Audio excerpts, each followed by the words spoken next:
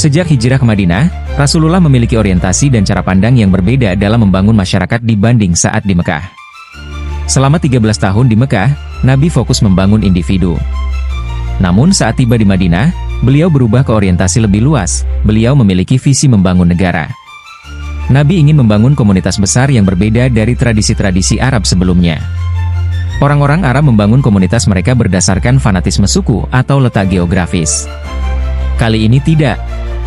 Beliau membangun negara berdasarkan ideologi. Berdasarkan wahyu Al-Quran dan Sunnah dengan nilai peradaban yang unggul. Karena itu, negara ini disebut Madinah. Tujuan dari berdirinya negara ini adalah mengokohkan akidah yang benar, menegakkan syariat, dan mewujudkan persatuan serta kesatuan kaum muslimin. Pada tanggal 12 Rabiul Awal, Nabi Shallallahu Alaihi Wasallam tiba di wilayah Quba yang terletak di bagian selatan Madinah. Sejumlah besar orang-orang Ansyar menyambut beliau.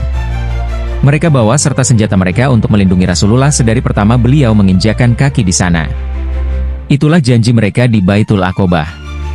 Nabi Shallallahu Alaihi Wasallam menetap di Quba selama 2 pekan atau lebih. Saat itulah beliau dan para sahabat membangun masjid pertama, yaitu Masjid Quba. Kemudian Nabi Shallallahu Alaihi Wasallam melanjutkan perjalanan.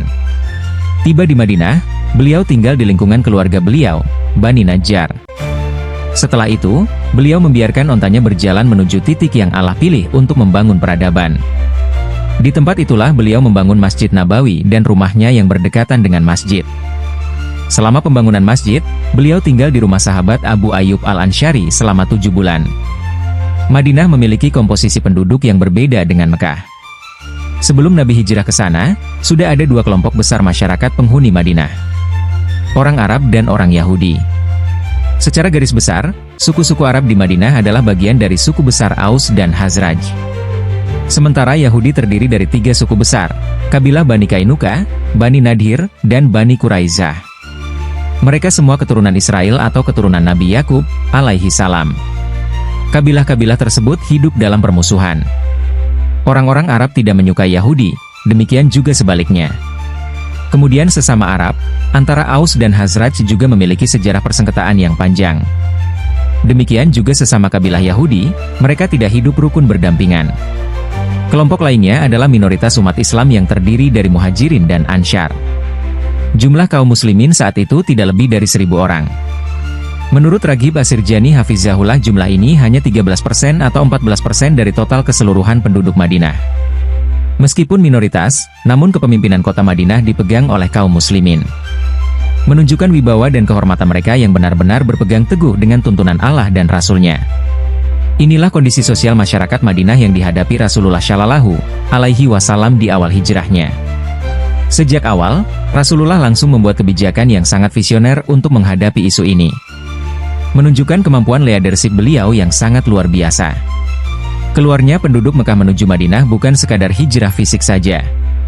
Mereka meninggalkan segalanya di Mekah.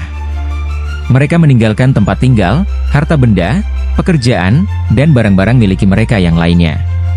Artinya, kondisi mereka di Madinah benar-benar memulai hidup dari awal. Kalau tidak didukung kebijakan yang tepat, kedatangan mereka di Madinah selain menimbulkan lonjakan penduduk juga akan menimbulkan masalah sosial, kemiskinan, pengangguran, homeless, dan lain-lain.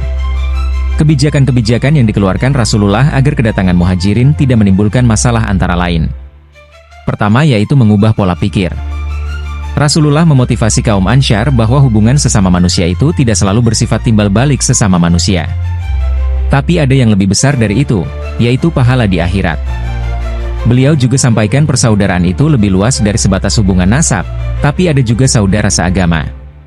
Beliau Shallallahu Alaihi Wasallam bersabda, yang artinya, seorang muslim adalah saudara bagi muslim lainnya. Dia tidak boleh menzaliminya dan tidak membiarkannya disakiti. Barang siapa yang membantu kebutuhan saudaranya, Allah akan membantu kebutuhannya.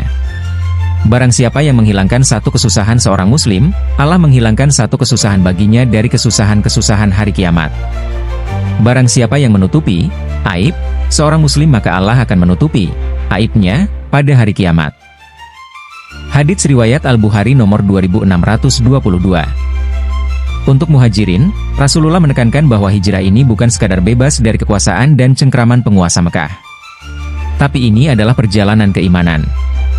Seorang yang berhijrah harus banyak menyerahkan diri kepada Allah dan berharap pahala darinya dari setiap rintangan yang dihadapi.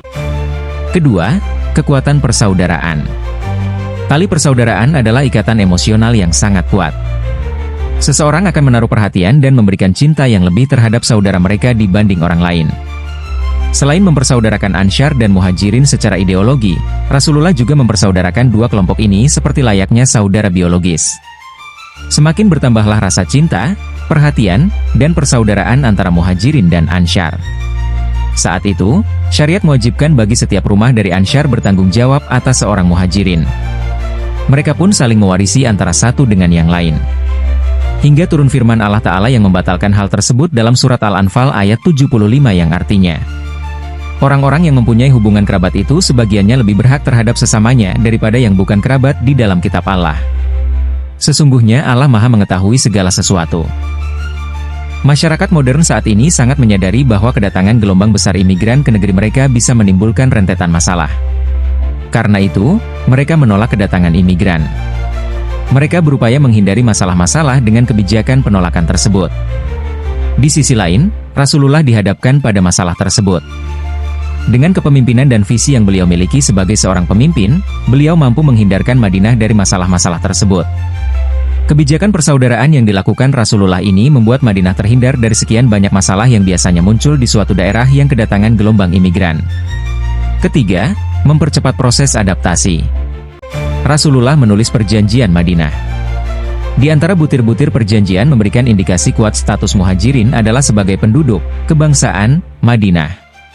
Karena mereka diwajibkan membela Madinah, bela negara, dari ancaman pihak luar yang menyerang.